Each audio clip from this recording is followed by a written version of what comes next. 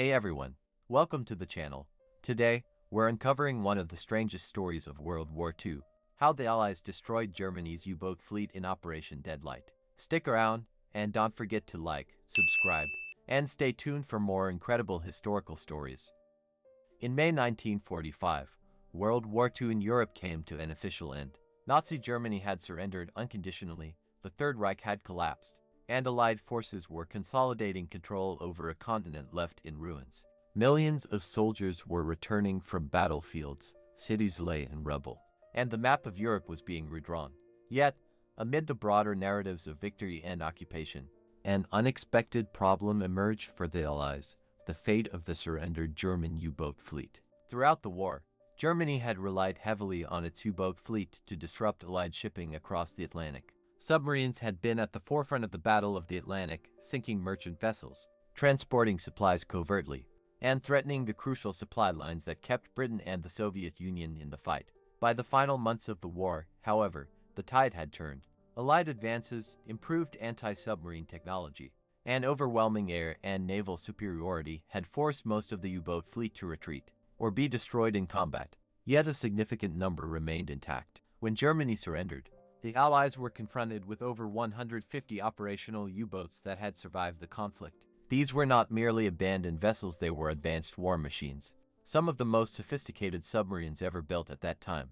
They were capable of extended underwater operation, carried powerful torpedo systems, and embodied decades of naval engineering innovation. For the Allied powers, these submarines presented both an opportunity and a problem. The technology itself was valuable, offering potential insights for post-war naval development. At the same time, leaving such a fleet intact risked future conflicts, espionage, or the boats falling into the hands of nations whose intentions might be hostile. Debates erupted among the Allied powers about what to do. Some advocated dividing the submarines among the United States, the United Kingdom, and the Soviet Union to study and integrate the technology.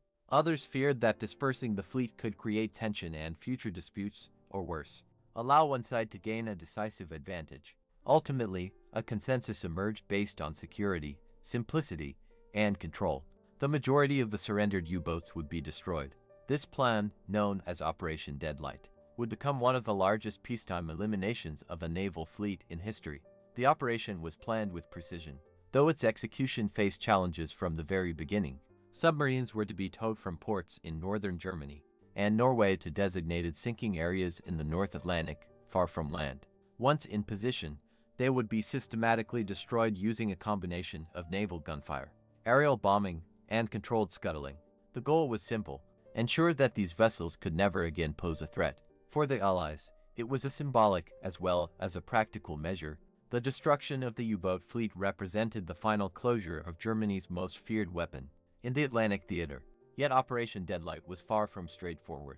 The North Atlantic in late 1945 was unforgiving. Winter storms swept across the ocean, tossing tow lines, capsizing smaller vessels, and making navigation treacherous. Some submarines sank before reaching the designated areas. Others broke free from their tugs, drifting unpredictably or sinking in unintended locations. The scale of the operation was enormous. More than 120 submarines were eventually destroyed, marking a significant logistical and military effort at a time when Europe was already struggling with post-war reconstruction. It was a silent, mechanical cleansing, a fleet that had caused terror for years, now consigned to the deep ocean, largely unnoticed by the public. Operation Deadlight left an enduring legacy. The sunken U-boats now rest on the ocean floor as time capsules of World War II naval technology. They are reminders of a conflict that spanned oceans and nations, and of the decisions made in the quiet aftermath of war. Decisions that shaped the balance of power and ensured that one of Germany's most dangerous fleets would never rise again. The operation, though little known, marked the end of Germany's underwater dominance, a conclusion achieved not in battle, but in deliberate, controlled destruction on the cold, open sea.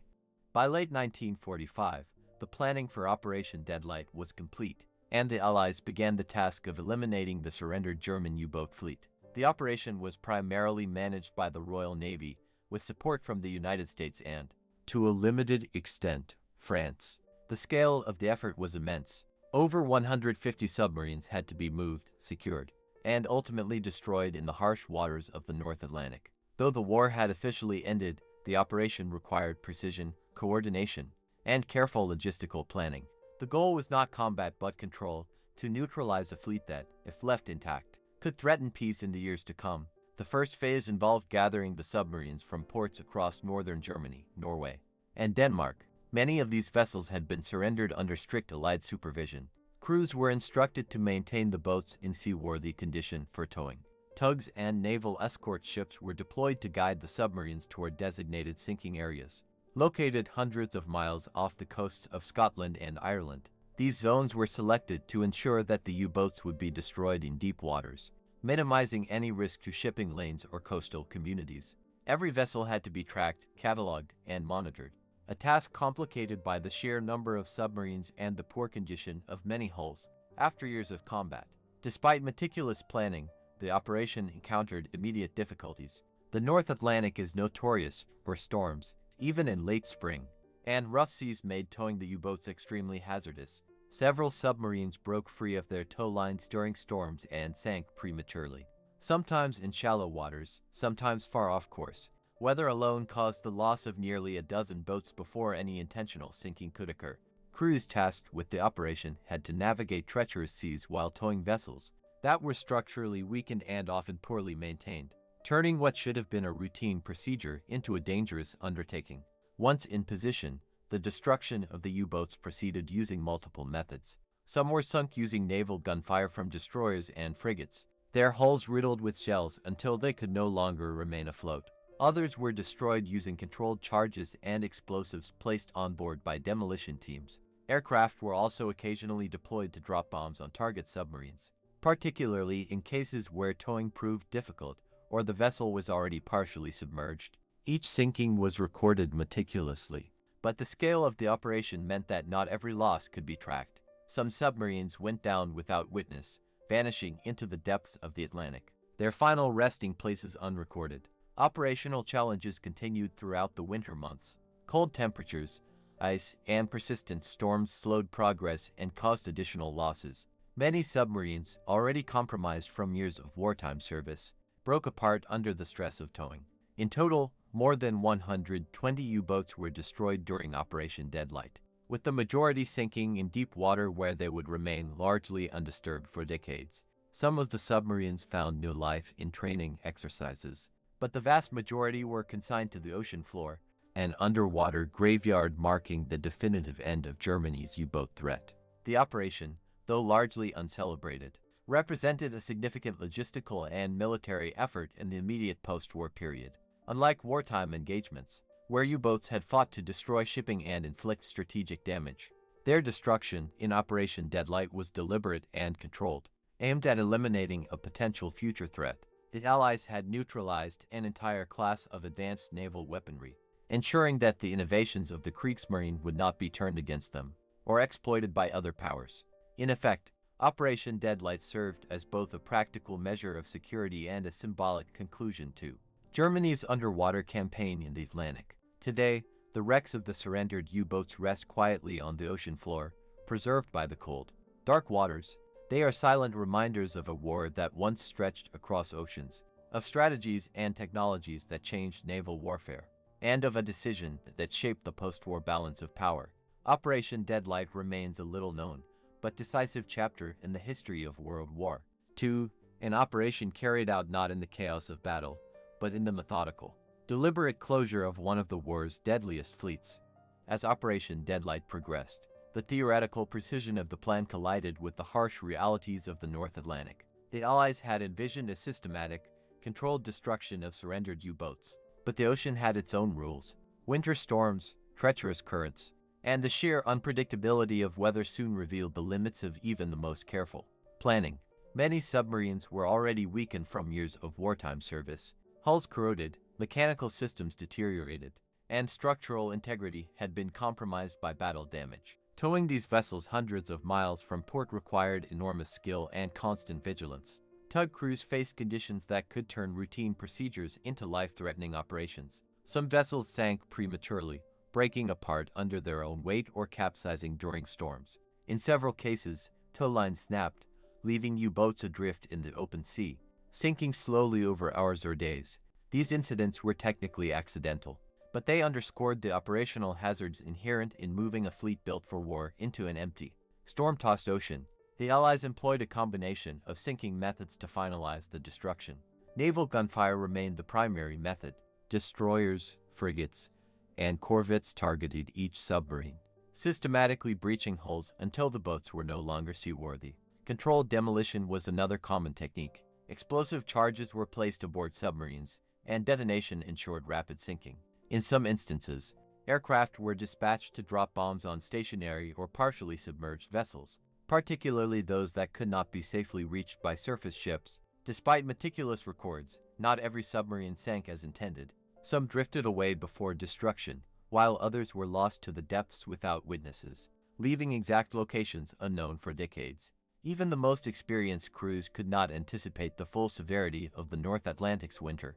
Gale-force winds, freezing spray, and massive swells challenged tugs and escort ships alike. On multiple occasions, the submarines being towed began to flood unexpectedly, listing dangerously, or sinking before reaching designated kill zones. Storms were so violent that some vessels vanished beneath waves almost immediately, leaving nothing above water to indicate their position. Rescue and salvage were often impossible, and the operations timeline was extended as crews adjusted plans and radioed surviving submarines. The cumulative effect of these difficulties was significant. Of the over 150 surrendered U-boats originally designated for destruction, more than 120 were ultimately lost to the Atlantic. A small number were retained for study, divided among the United States, United Kingdom, and Soviet Union, but the vast majority sank in deep waters, never to be recovered. Their destruction was largely silent and heralded. There were no ceremonies, no headlines, no public recognition. In this way, Operation Deadlight differed from the dramatic naval battles of the war. It was methodical, bureaucratic, and absolute, a calculated closing chapter to Germany's submarine threat. Operation Deadlight also highlighted an unexpected truth about warfare and technology. The German U-boats had caused immense destruction during the Battle of the Atlantic, sinking thousands of Allied ships and reshaping naval strategy. Yet in the aftermath of war, the most powerful and dangerous elements of the fleet were neutralized not through combat, but by deliberate scuttling and destruction. The operation was a demonstration of control, a preventive measure, and a statement of dominance.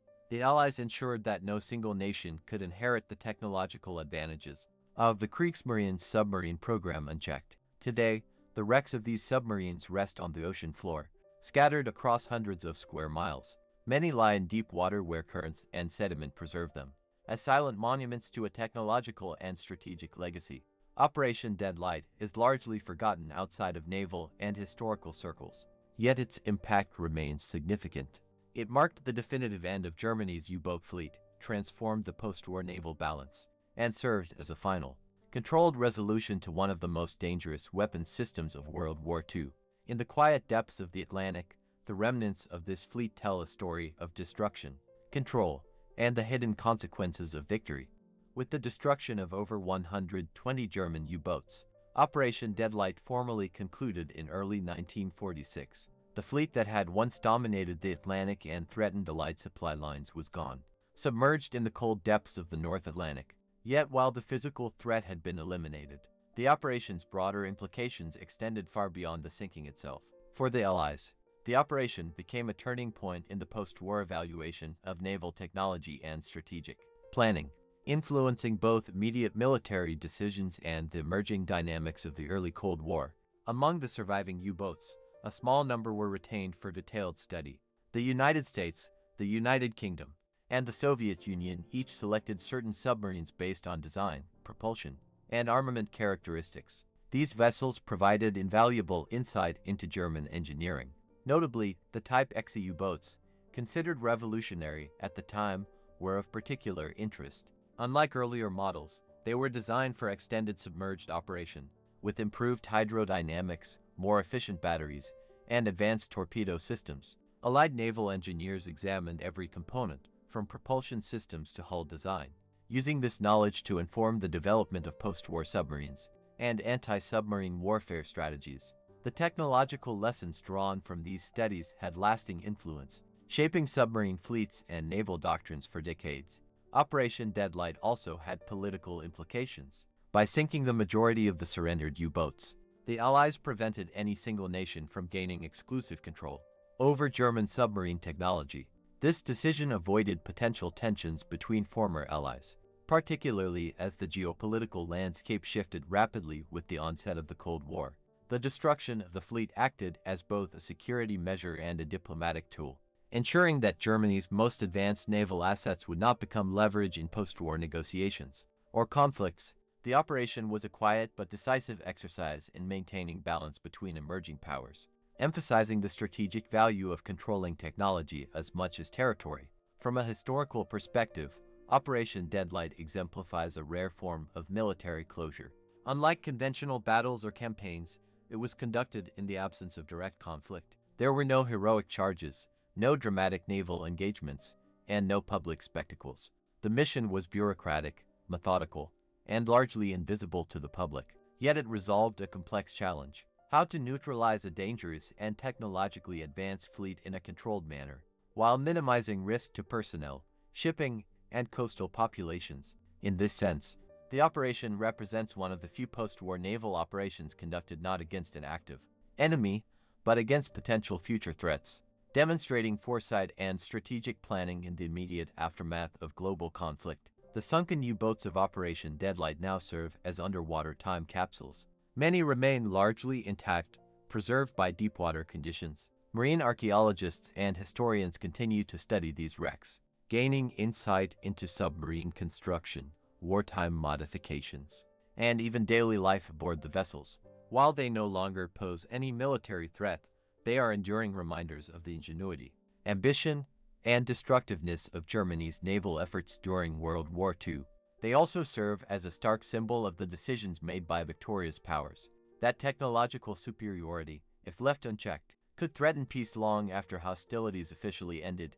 In retrospect, Operation Deadlight illustrates the complexities of concluding a global conflict. Victory in battle does not automatically resolve all threats. Advanced technology and strategic assets can endure beyond formal surrender.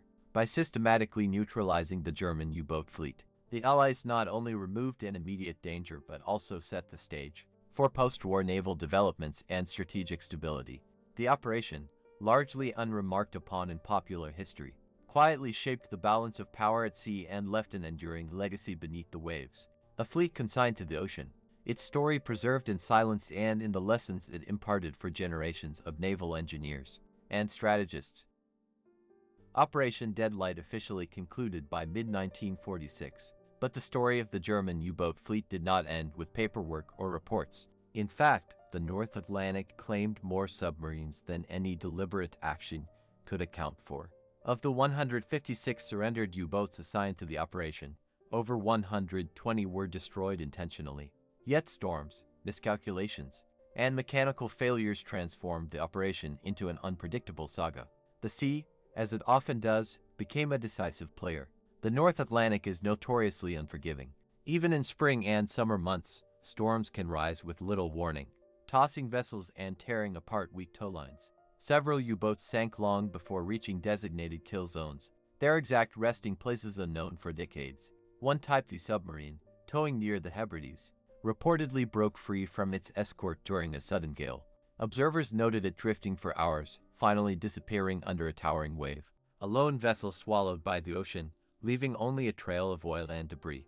These accidental sinkings were not failures of planning but reminders of the raw power of nature against even the most sophisticated machines of war. Some U-boats sank in shallow water near the Scottish coast, where they remain to this day as artificial reefs. Divers occasionally explore these wrecks, finding evidence of hurried scuttling, bulkheads blown, torpedo tubes left in place, interiors flooded.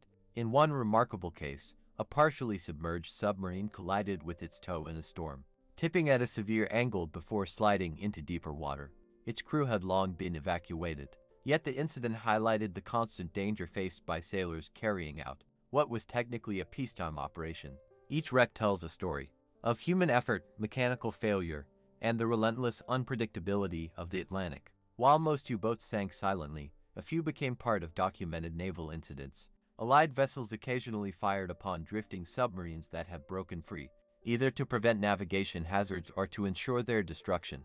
Aircraft patrols dropped bombs on submarines caught in shallow waters or in positions that made them impossible to tow.